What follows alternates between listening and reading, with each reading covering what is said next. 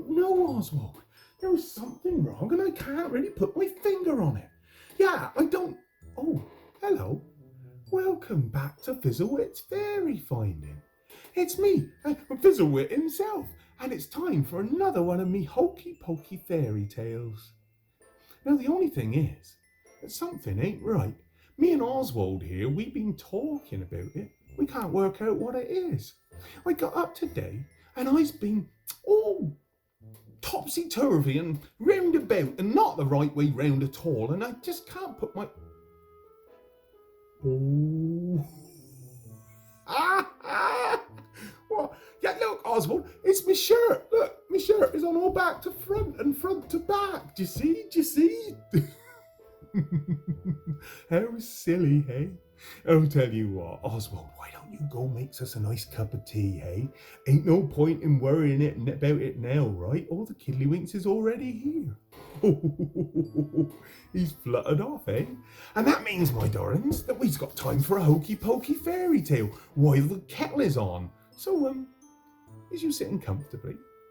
Then let's see what we've got here today. Oh, this one's a proper good one, eh? This one is called the Worry Wort. Yeah, oh, there he is, look, he's a little Worry Wort. Look at him, he's got his little hands all raised and worried and scared. Now, if you is a frequent listener of Hokey Pokey fairy tales, you would have heard me mention them there gribbledy grobs. But we ain't actually ever talked about one at any length, and that's because our stories is so short, you see, and not long enough to talk at length. But tonight, we has reached the tale of our friend, the Worry Wort, and that means we has to mention them. So gather close, my darlings, my kiddlywink friends, and get yourselves all comfy and cozy, for we, indeed, need to talk of gribbledy grobs, and there ain't no point in threatening further when we's talking about such dark and spookily things. Now, the Worry Wort, as his name suggests, was indeed a very worried little chap. He worried about this, he worried about that, he worried about everything. In fact, if he was listening to this here fairy tale, he'd have already gone. In fact, he has. Look, he's gone completely. He wouldn't have even got this far. Look, it said that in the book right there. You see, he would have been so worried that he would have made a dash for his bed and would even now be wondering whether he should hide underneath his pillows or underneath his duvet. He'd be proper scared. His face... I wish he was still here. His face was so wrinkled that he looked like a raisin. And that's being a bit cruel to raisins, really. I guess they would actually look quite young next to him. His nails had been bitten so short that they'd actually started to grow inwards from fear of being bitten by his teeth. And what remaining little clumps of hair he had, why, they was greyer than a cloudy day. Now, that's not to say he was a bad chap. Oh no, he just worried. And when you spend your whole life worrying about stuff, well, there ain't much room for anything else, is there? He had no space for kindness. He had no space for generosity. And he didn't even have space for fun. Can you believe it, eh? No space in that noggin for fun. He'd been told once upon a time that laughing would give you laughter lines. And so he would practice frowning as hard as he could. And that way he thought he could prevent himself from getting any more wrinkly-dinkly. Well, that don't make sense, does it, eh? I'll tell you what, let's try it together. I'll tell you what, we'll try and frown. All do your best frowns together. Here we go.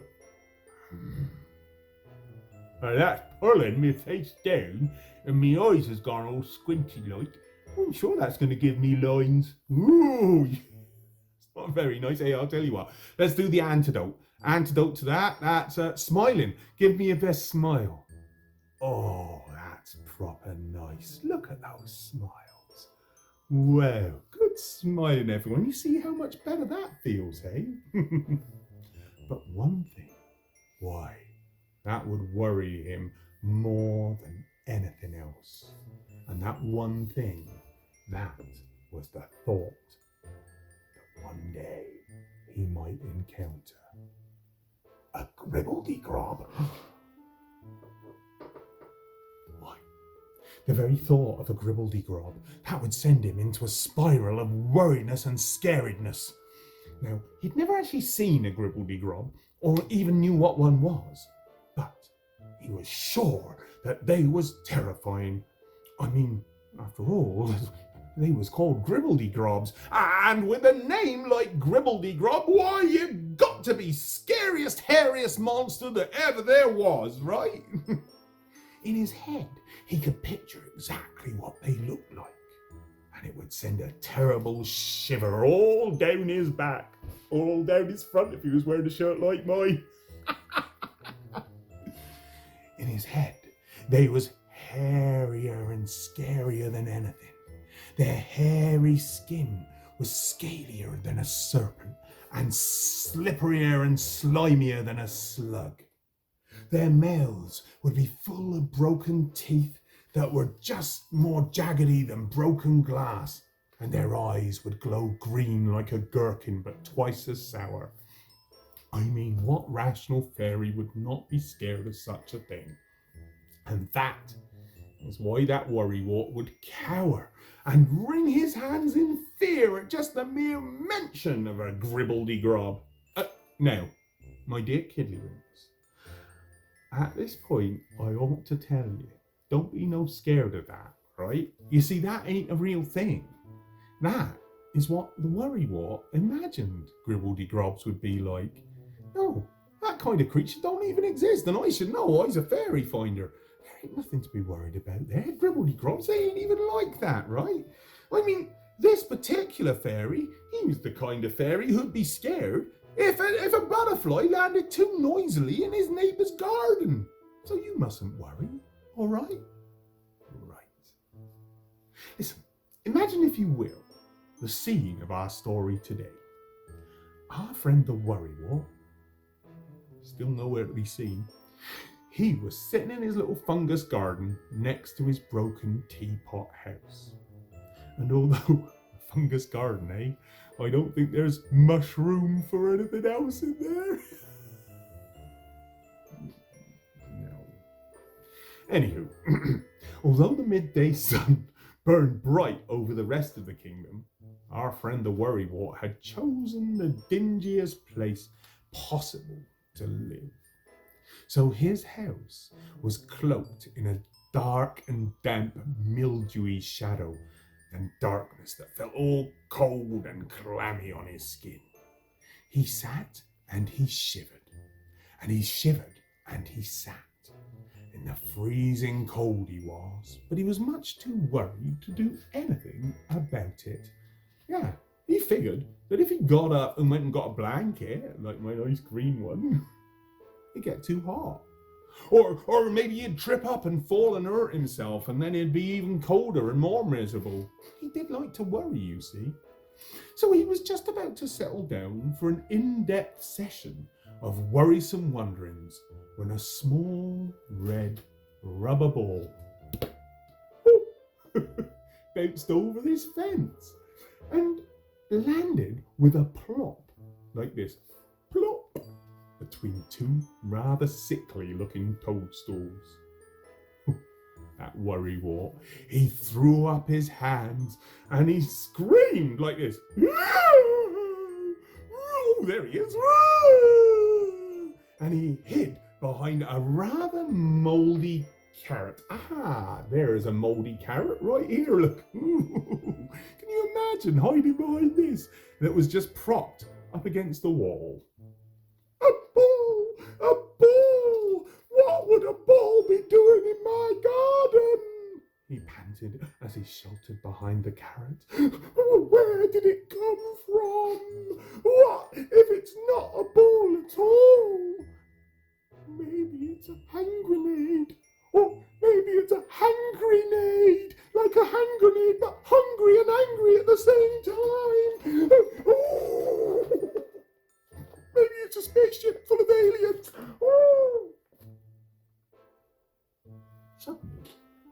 heard something a little strange. Hello?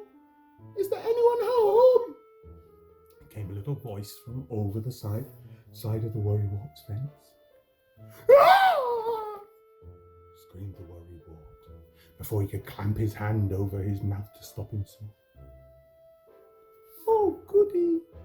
Somebody's home, said the voice. I'm so very sorry to disturb you, but I think my little red ball, it landed in your garden, and could you throw it back, please? Well, as you can imagine, that Worry Wort, he worried, eh? I mean, that's what he did. What if it was a trap? What if the ball was just bait to get him to leave his hidey hole behind the mouldy old carrot? He summoned up his very shakiest and bravest voice. Who are you? How do I know it's not a trap? Said the Worry Wort. Oh, said the voice. Why would you be scared of me? You're the one who's meant to be very scary. I mean, you is the gribbledy grob. What? Said that there Worry Wort. What? And suddenly he forgot to worry. And he got up and he marched over to that fence and he said, I'm no gribbledy grob. But of course you are, said another little voice from behind the fence. My mum says that you is a gribbledy grob and that you are so scaredy that you even scared yourself. And that is why you was had to come and live in this house away from everyone else. What does they mean? Wondered the gribbledy grob. What does they mean? Wondered the Worry Wort. He was not a gribbledy grob. I mean, gribbledy grobs, they was all big and monstrous, and he was just small and harmless and scaredy. In fact, he was scared of his own shadow. No, the voice was mistaken, and he could certainly prove it. So, forgetting to worry, he stood up shakily and marched over to where the voices were behind the fence, to show that he weren't scary at all. It wasn't until he got right up to the fence that he realised he had played right into that monster's hands. I mean, suddenly he was in their claws' reach of reaching over the fence and grabbing him. Except, well, you see, it wasn't a monster at all. You see, when he peeked over the fence, he saw that it was a brave little fairy holding the hand of her daughter, who looked a little nervous as she looked up at this very wrinkly-dinkly fella. Oh, hello there, said the fairy mum. You must be the gribbledy grob, said the child.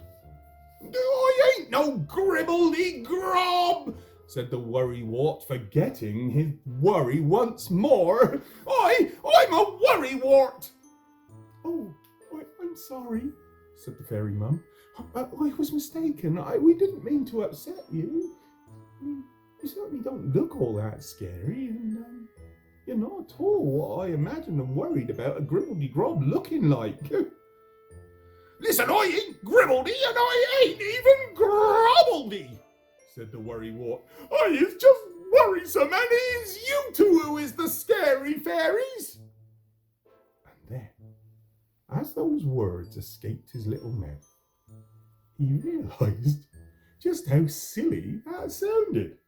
You see, he'd been so scared of those who was hiding behind this here fence that he'd worked himself into a proper tizzy all about it. All about nothing. You see, there was nothing at all to be scared about with the mum and the child.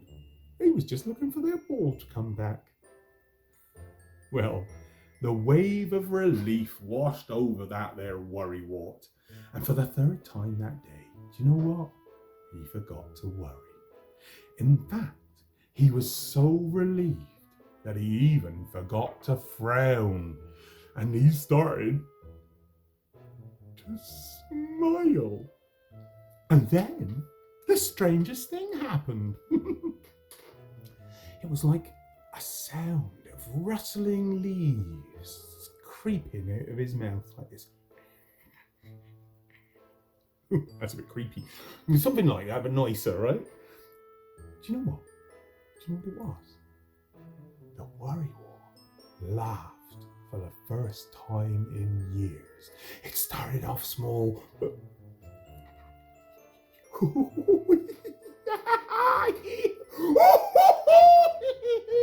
it got so loud and it filled his little mildewy garden with joy. And then the mum and her child began to laugh as well. What a joyous sound it was. You see, the thing about worry is this. When you spend all your time worrying about something, it makes it a million times worse. You waste so much time thinking about how bad it will be that you don't see instead how good something can be. And so it was in this case. Once that Worry Wort stopped worrying, he discovered that he actually needn't have been worried at all. He bent down and he retrieved that little red ball. Where is it? Here it is. And you know what he did? He gave it back to the two fairies over the other side of the fence. Why don't you come play with us? Said the mum. But that Worry Wort, why, old habits die hard, right? And so he shook his little head and he worried that it'd be no good at the game. He worried that he'd make a fool of himself. So he hung his wrinkly head in shame and started to shuffle back to his house and back to all his worries. Please, please, come play with us, came the voice of the girl. My favourite game, you see, is Piggy in the middle, and well, there's only two of us.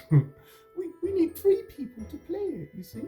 Me, my mum, and how about you? Do you know something? It was at that moment that something changed for the better in our friend that Worry Wort. You see, suddenly he stopped worrying about whether he'd look foolish or whether he'd look silly playing that game. He started worrying instead about that little girl not getting to play her favourite game. And then he stopped worrying and he went over and he picked up the ball. And they all went out into the garden and they had a game of Piggy, whoop, Piggy in the middle. Ain't that awesome? And so it was that they had not just one game, because that first game, that turned into 2 games. And the 2 games turned into 3 games. And the 3 games turned into 4 games. The 4 games turned into 5 games. The 5 games turned into night time. And they were still playing almost till the girl's bedtime. So, that night, after the mum and her fairy child had gone home, our friend the Worry Wort, he went back in his house and he looked in the mirror. And you know what he saw? He saw a huge smile. And he noticed something. That any new lines that had been added by that smile, well, they made the old ones look even better. And so he stopped worrying about it. In fact, he stopped worrying about anything at all. And that, my dears, is how something wonderful happened in the fairy kingdom. Something that was not gribbledy, and it wasn't grobbledy. In fact, it wasn't worrisome at all. You see, after that day, the Worry Wort never went back to his old ways again. He learned to spend the time he had wasted on worrying on being happy and positive instead. He played with his new friends when they could come over, and he became something entirely new. He became known far and wide as the fella who would go to sea for fun.